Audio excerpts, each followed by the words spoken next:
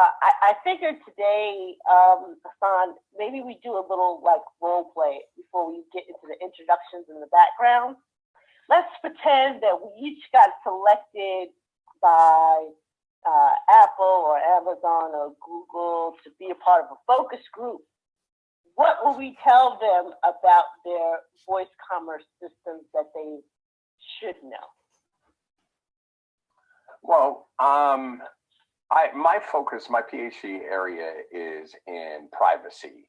So I start from there. I try to help organizations and research in the research community in general sort of quantify some of the challenges with securing privacy. So some of the things that we talk about in privacy is to what extent users will go to keep themselves private, right? And on the flip side, to what extent governments will go to uncover privacy, right, for whatever reasons. And there's this constant debate, and organizations understand this. There's this constant issue between security, national security versus citizen privacy. So what I would go to the organizations, and it would be more of a fact-finding mission, what type of things are you doing to help advocate or enable individuals to take control of their privacy? Because even in the European Union, and this is an interesting thing, in the European Union, you have the new GDPR that was supposed to sort of give citizens control of their data, right? And when we talk about voice, it is not just since everything is IP, then that's data, number one. And then the so-called metadata is their phone numbers and their call records, right? So that's not bad. I mean, that's not something that you want out either. It's private. But here in the United States, they say, oh, it's just metadata and no problems. No, there's a problem. You shouldn't know who I'm calling. But in any case, GDPR by itself, although it is supposed to give citizens control of their data, specifically in GDPR and throughout the European Union, the call tapping and they call it lawful intercept. Lawful intercept is still a part of the law. So although it now creates this sort of gray area that telephone operators and telephone users, right, but phone operators, telecom operators, and anybody that is using the telephone infrastructure can play in, and we're not really sure what's going to be the outcome of that. So I would say be careful, but make sure that you that you enable mechanisms for users to protect their privacy, like blockchain, and thereby enabling them to take control, like the law in California requires, and the law in the European Union requires. And as a matter of fact, other countries are coming on board as well. So it's like give them technologies or enable technologies to allow them to remain anonymous. So I'm going to backtrack for those who are new and not familiar with some of the terms. GDPR stands for what? And when you compare GDPR, the European Union's GDPR, to what we have, our privacy in the United States, well, who's a little bit better? Or is anyone in the world better than both? And then we'll move back into voice commerce. Okay, so General Data Protection Regulation, that is what GDPR is, and it's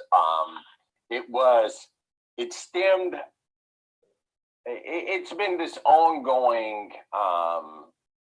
If I look at it from the view of privacy advocates, it started privacy advocates started advocating for laws here in the United States back in the 70s. And it sort of evolved from there. In the 90s, there was advocacy, but the laws actually hit the books in the 2000s, like 2000, 2001, around that time, where privacy capabilities were now required. Sarbanes-Oxley and some of the other laws here in the United States, but they did.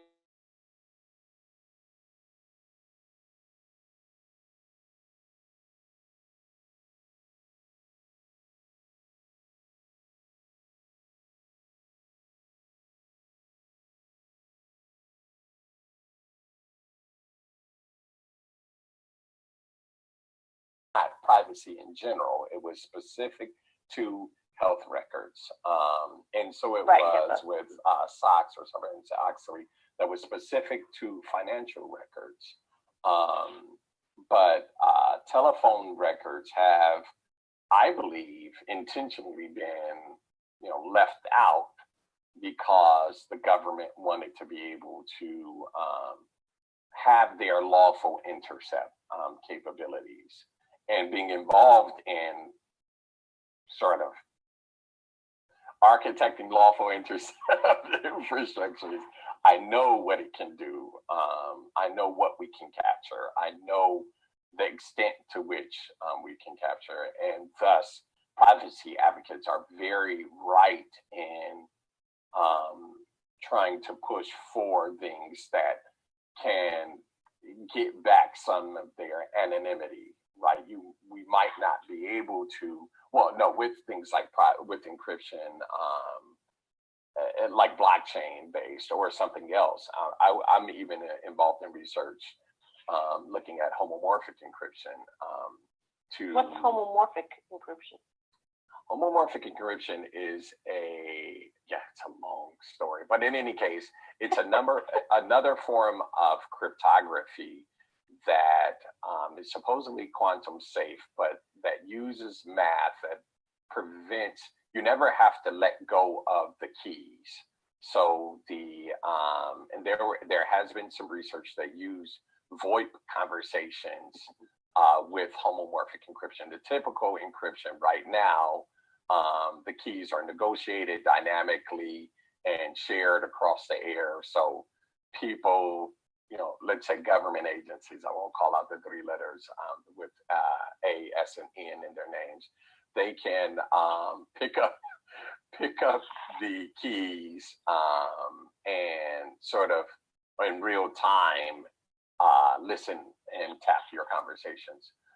In the case of homomorphic encryption, you actually never have to give up the encrypted data is never, the raw data. Private key? The private keys aren't shared, don't have to be shared, number one. Okay. But let's say you wanted to share it, you just never have to have raw data out there. Not even when sort of like one of the challenges with TLS and SSL, where you're a SIP conversation right now, voice over IP, there is, if it is encrypted, then there will be a client and the server, and both ends have to terminate the conversation. And after it comes out of that SIP tunnel, or after the encrypted tunnel, then the SIP conversation, which is raw, meaning your voice is in that one, it comes out and it gets processed by the end server. That data, if you were using homomorphic encryption, even that part never was eavesdroppable, if you will. Never, you can intercept it, but it would be gobbledygook. So that's in lay terms, my Samsung, my Google, the voice, Siri on the iPhone, Alexa on Amazon. Anytime you're having discussions around these devices, whether you're actually using them, they can be intercepted. Is what you're saying, given the current technology? Absolutely. I mean, given current technology,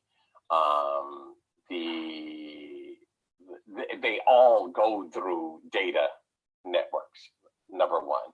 And unless somebody is turning on encryption, which the protocol enables, but it doesn't require, so SIP doesn't require it.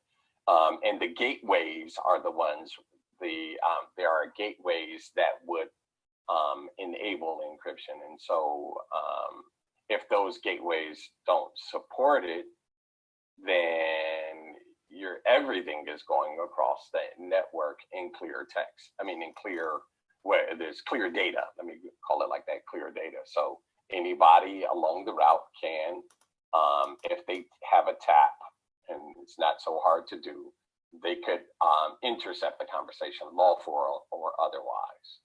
So we're not paranoid. The other day, when my family was arguing where to take takeout, and I was like, I'm not going for Five Guys no matter what. So and so does need a cheeseburger. Let's go here. And then I turn on my on Facebook and I see a Five Guys ad. That's not paranoid. 100%. 100%.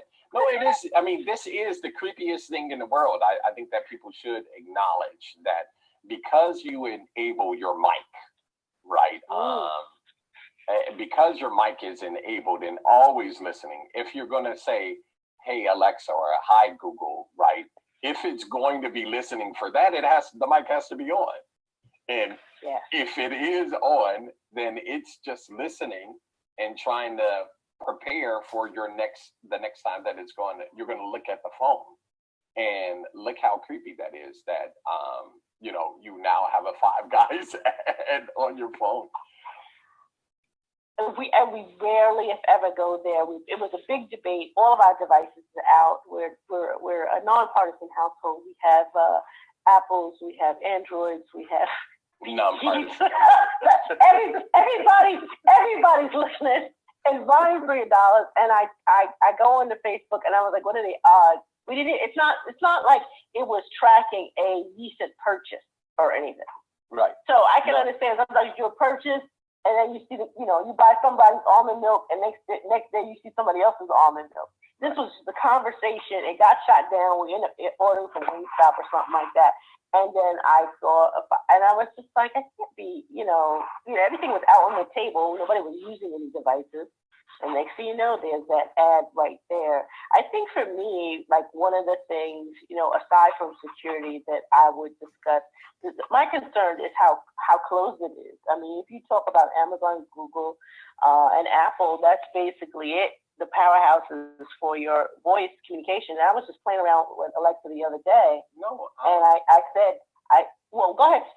That's not you're talking about, you said Amazon, Google, and what else? And Apple. And in terms of voice commerce. And you're talking to devices to get you stuff. Yeah. To get stuff. So those three maybe being the dominant player. 1.8 billion people use Alibaba stuff. China, yes. We're in the minority if we use Alipay or something like that. In China. Back to don't discount T-Mobile and the telecoms, German telecom T-Mobile or the AT&T. Although they're not out in the front where they could have been, but they're just too big to take advantage of voice things. And I'm not saying they should be. They should be. Right. Should be out there, but they are definitely involved in the infrastructure. They could stop the infrastructure if they want to, Yeah, but my feeling is that it's such a small group, no matter what. Like I just went to Alexa just for the fun of it, and I was like, Alexa, what can I buy on Amazon with Bitcoin? And she was like, I don't know. I was like, I'm saying to myself, but it's just the stage that, she's not saying no, because Alexa doesn't really do that too much unless she's joking, being sarcastic. But it's this, if somebody didn't know, like if I didn't know there was another way to do it, they would say, oh, see, that's why Bitcoin is trash, because, you know how much people shop on Amazon, and I can't even, because I asked Alexa, and so now you got this gateway that's sitting there saying, well, we have partnerships with the credit cards or with this and this. We don't really want people buying with crypto. So this is the pegged in response to that question, even though the actual functionality of it may not be true. So my concern in terms of having all these small gateways is that, a wider scale, people of color, what if I want to say, I want to buy Ethiopian teff, or I want to buy, a specific Ethicolo hat from Zuma. It's going to always be, well, I don't know about that. I don't know about that. So now you're restricting the commerce to certain players if you can't, and you don't know whether it's an honest answer or if it's a deflection. Okay, I think that part of you hit on something that might need to be clarified. So let's draw a distinction between the voice platforms themselves and the voice commerce platforms, right?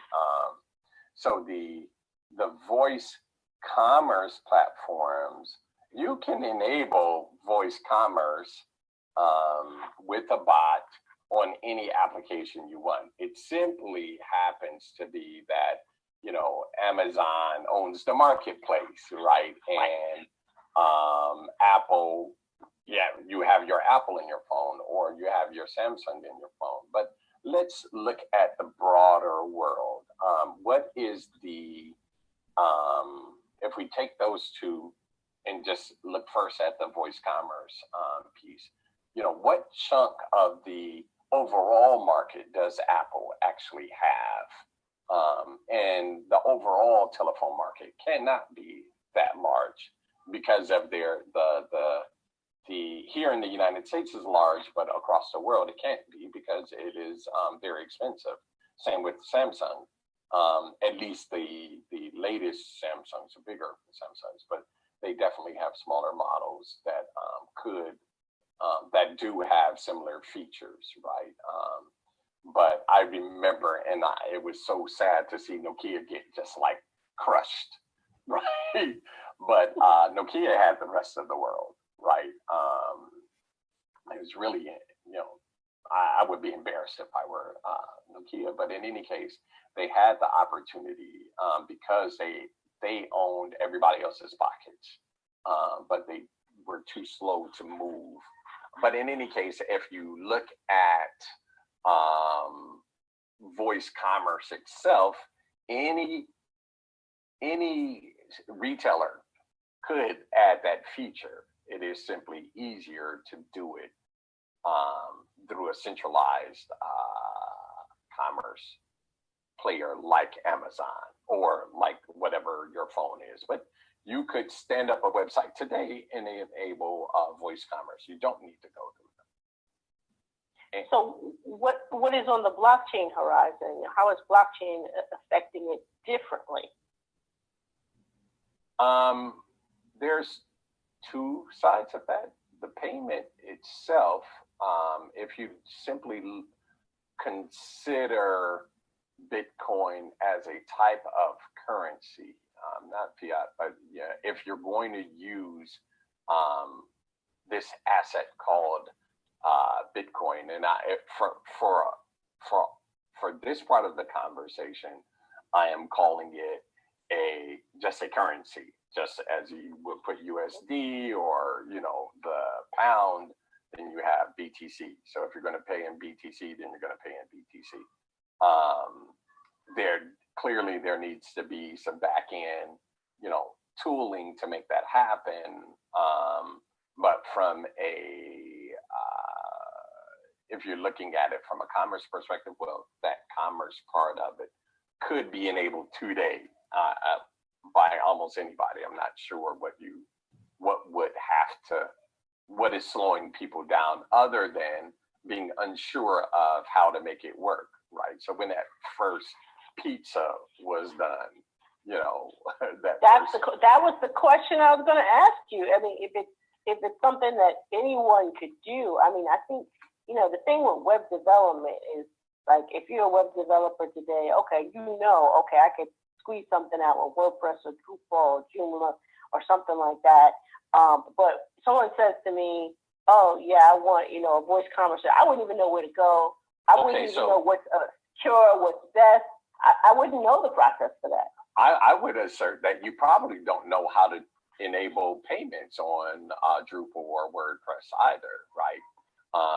Because far fewer people actually deal with commerce on those platforms. But you usually just use WooCommerce or Shopify. I mean, use something packaged that you know. And so if there's not a voice commerce package or a plugin, it's not something that those of us who are not, you know, I'm more of a project manager than a developer. So I know all the different products, and you know, I could dibble dabble a little light HTML, and that's about it.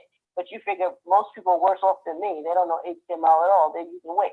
So how does that become something for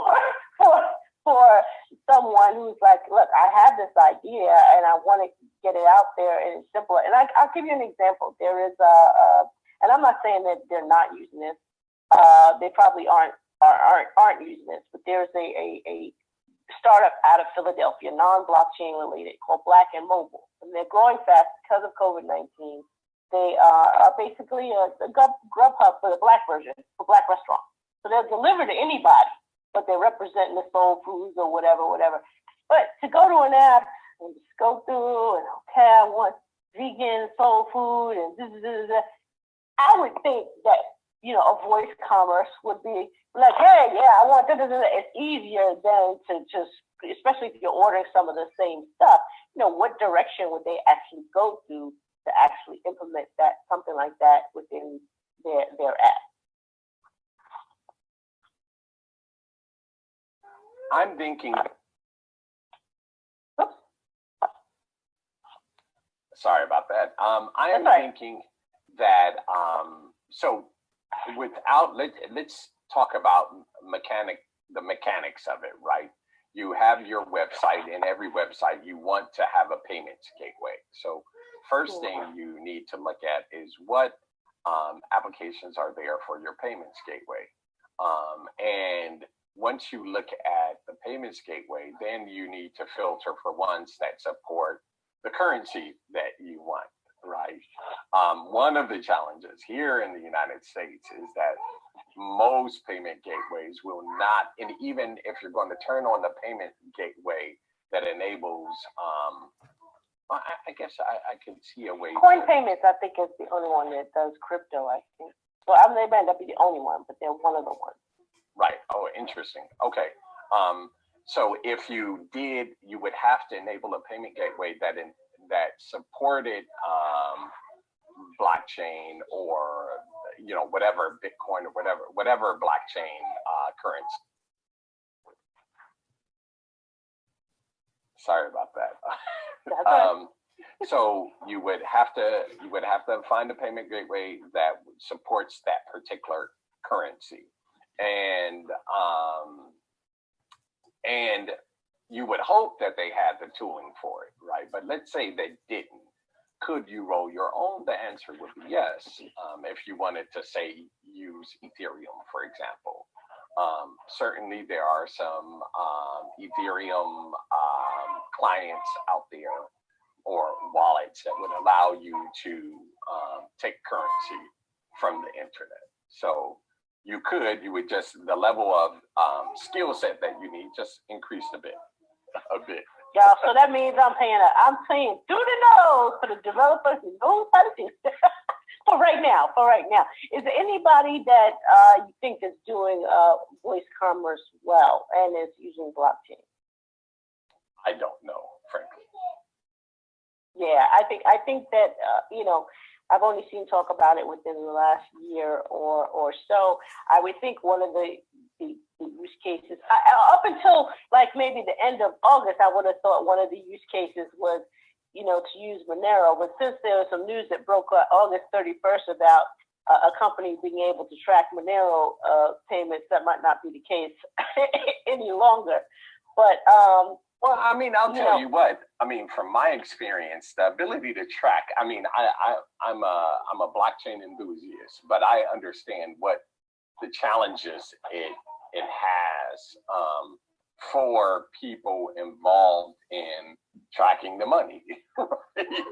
And we need to be able to track. I mean, not we need to. So, there are entities that claim the necessity of tracking money. And if you want to be sure, I mean, there's just these pros and cons, right? I guess I want to point that out. You know, you could have a solution out there, even like Monero. Let it be trackable, but at least you could use blockchain. I mean, sort of, you know. I think, I mean, for me, like for instance, I think people have a problem with is that the overzealousness of gatekeeping of the powers that be to censor. Not that, okay, I need to use a privacy coin on my system because I'm doing something nefarious, but, you know, at any time the rug can be pulled from you, right? Because laws change, and the laws don't necessarily mean that. It just means I'm mad at this nation, or I'm mad at this particular group of people. And we've all had it happen to us, even, you know, in Facebook. I've been, you disappeared for a second. I don't know what happened. We've all had to a situation that even, you know, on non-e-commerce social media. I mean, I've been banned by Facebook a couple of times, 3 or 4 times. And I was talking about history, African history. And I, you know, 3 times, I can't hear you because I think you're on mute, but 3 times I was banned for not being kind. And I fought it each time because I was like, I don't use profanity in anything that I say. I just said she's incorrect, and I stated 5 studies to say why she's incorrect. And sometimes Facebook is like, oh, well, we don't care. You're banned for 3 days. So you have this overzealous policing of Black people in general, you know, in the physical world, and you have it in a digital world. But now when you get into commerce or voice commerce, you know, what are the trigger words? You know, what are Black people looking to buy versus white people looking to buy? What are, you know, men looking to buy versus women used to buy? You know, what are the possibilities of biases that may be avoided by using blockchain versus the current gatekeepers of voice commerce? I mean, I guess I would. I mean, those are very good and very interesting questions, right? I mean, we still deal with the point of privacy, right? It isn't because it is blockchain that made it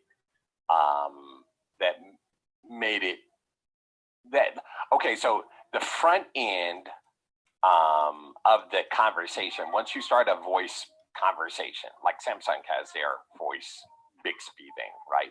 So once you start that voice conversation, that is one side, or whoever has access to the voice is able to process and necessarily process your voice, and because they need to be able to figure out what you want, right? Probably the problem comes is, what are they going to do? What are they going to make their AI do in order to respond with what you want? That's problem number one. And then there is those, what are those keywords? What are those, you know, what could you ban, or more scrutiny, or things like that? That's a problem with the voice technology. And I like to sort of step back from that with this one technique that Edward Snowden has. He says for his phones, he opened the phone and soldered out the voice part of it. So he's not using it at all. Well, he'll use it.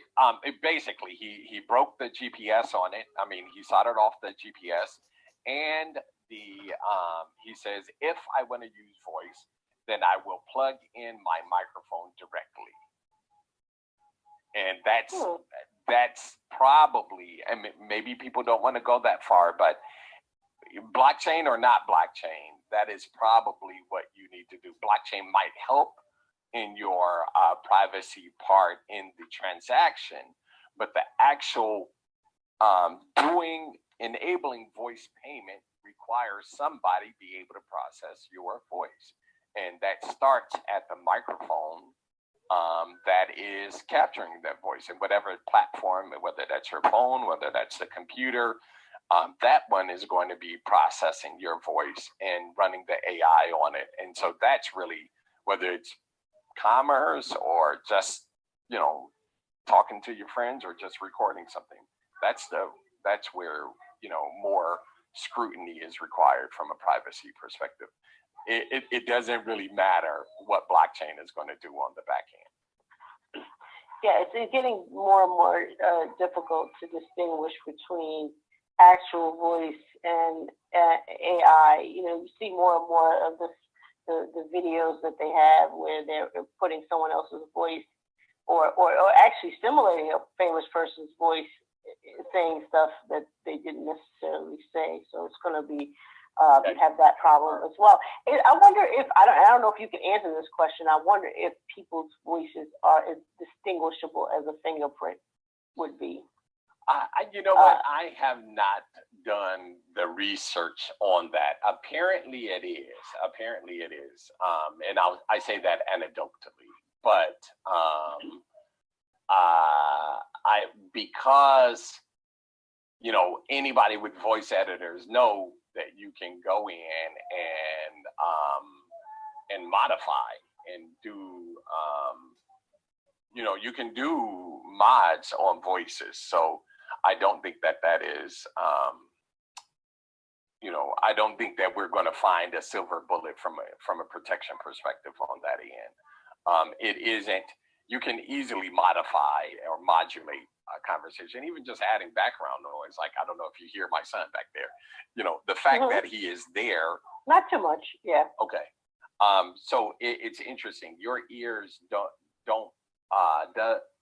are not capable of picking it all up because Zoom is doing a good job at sort of modulating. And you could do that more.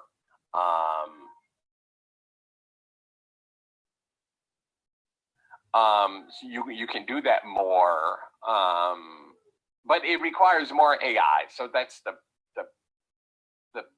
bottom line of what that is. The more that you're going to rely on AI to sort of pick up what you said easier, like, and be able to, pick up on various dialects, like how does somebody from a Black person from New Jersey clearly sounds different from a white person from New Jersey. And that might, I'm sure anecdotally is true.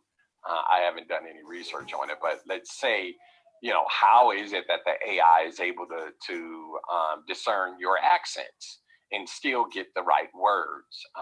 AI is necessary to enable those capabilities. And as long as you have the AI on, then you're going to need, there's going to be the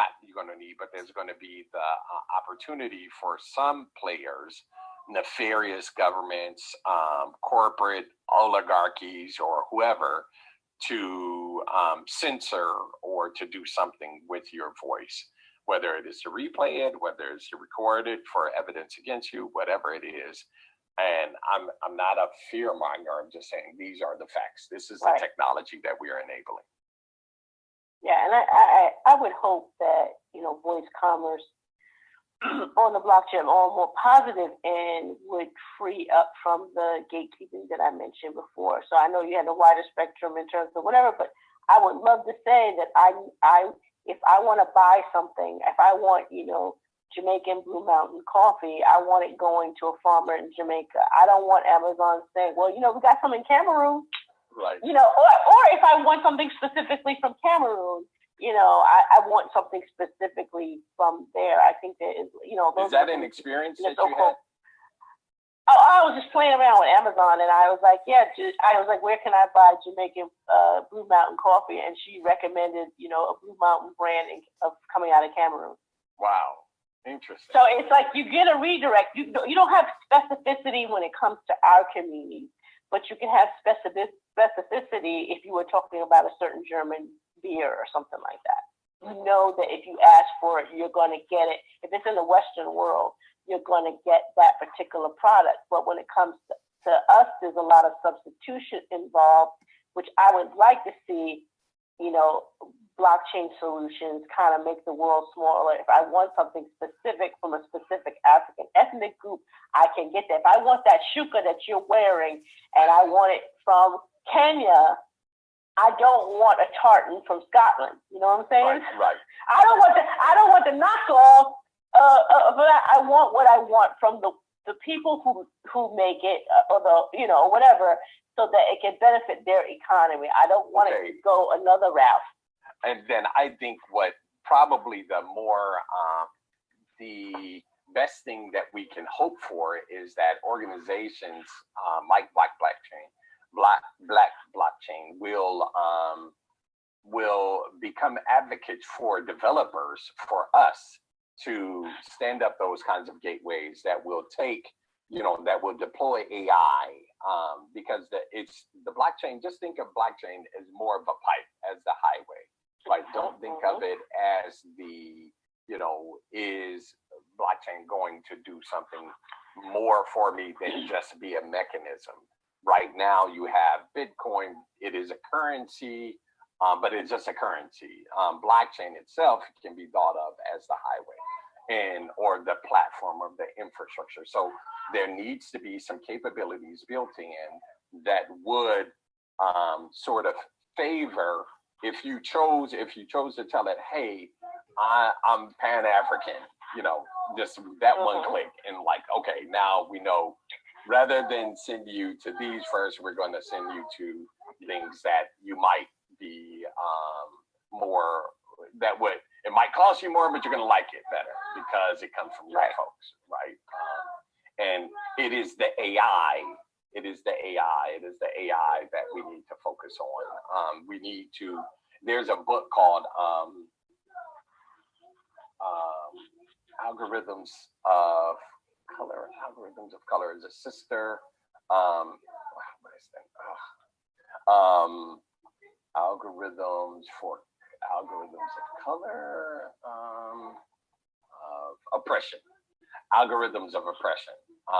Man, the sister was really dynamic when she did that. But the book itself, it really changed the dynamics of search engines, really. Sister Safiya Noble, Dr. Safiya Noble, when she came out with that book, it changed. As soon as it was published, then it had immediate impact, and not it by itself, but through her advocacy. I think her PhD work, but then the advocacy of it that resulted in the book. The advocacy went from changing the algorithms that display porn on search results to now you don't see the porn if you look for whatever it was that you were looking, whatever you look. You could search, you used to back in the day if you were searching, because I did a lot of searching for photos for like website development. So if you search for black men, something like that, it would reveal porn a lot really back in the day. But I was looking for people to fill up a website that was not porn related. Right, and that was really the algorithms of oppression. And as we quickly wrap up, I think that it would be good for everybody to pick up a book called Algorithms of Oppression. And what's her name again? Her name is Dr. Safiya Noble. Dr. Safiya Moja Noble, associate professor and African. So from Alan Imtaj to Safiya Noble, we need to get on tap with what our people have developed. And that's UCLA. She's out of UCLA now, right?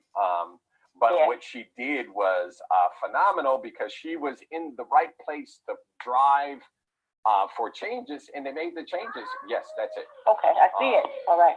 And she forced Google to take a hard look at what they were doing, and they went and changed their algorithms. And these were real.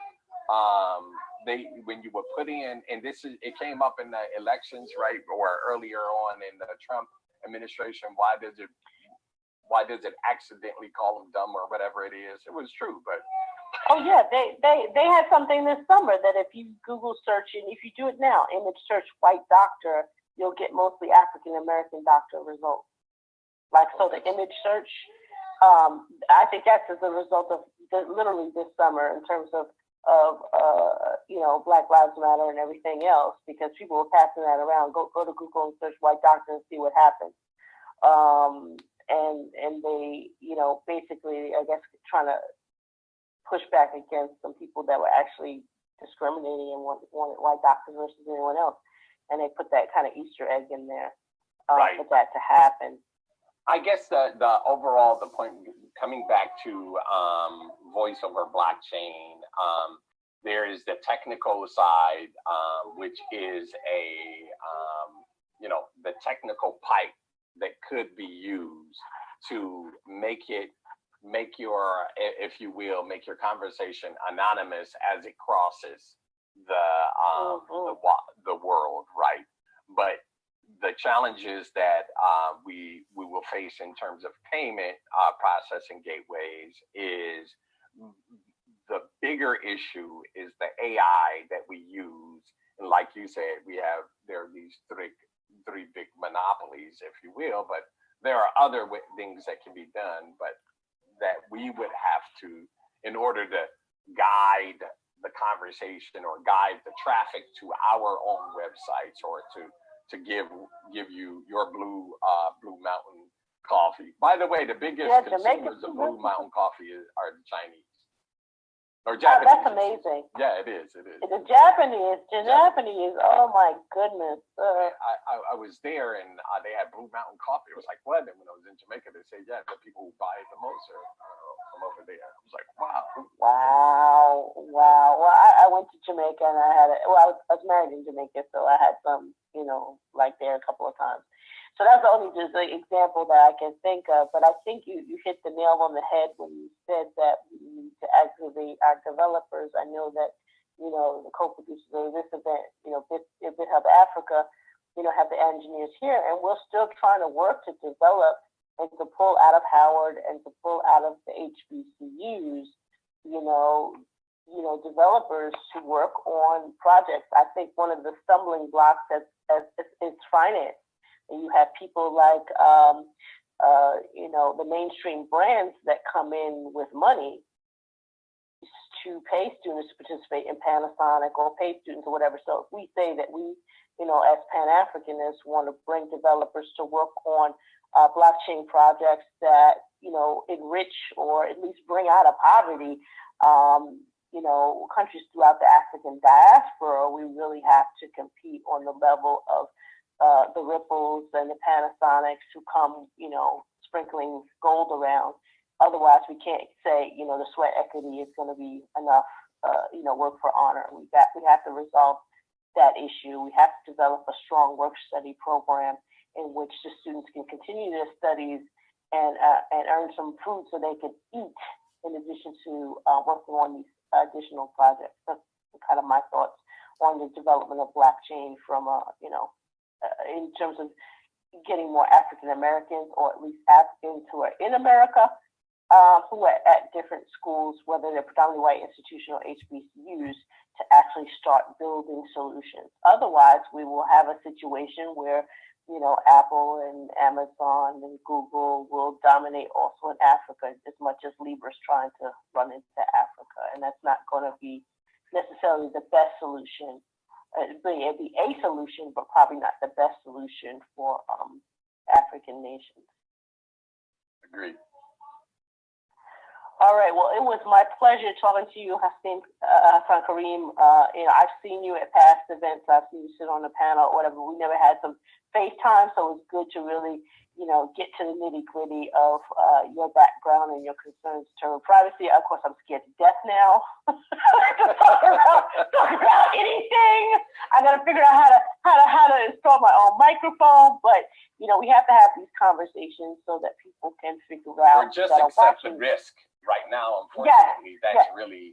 But I think one of the cool things, and this will be my last statement. One of the cool things about blockchain is that at least there's some form of what do they call that democratization that happens. happens. It's not as much as you would want. It's not a panacea of everything that you want in terms of privacy, but you get a little bit back if you do things over blockchain.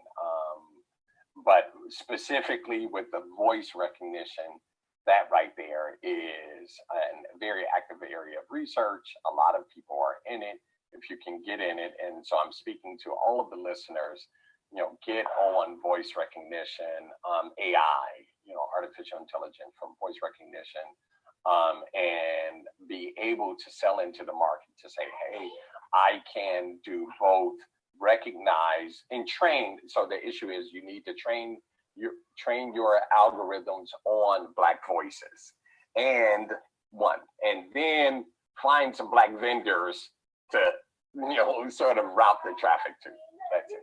Good luck. Exactly. All right. Thank you very much. This ends our baraza on enabling voice commerce on using the blockchain.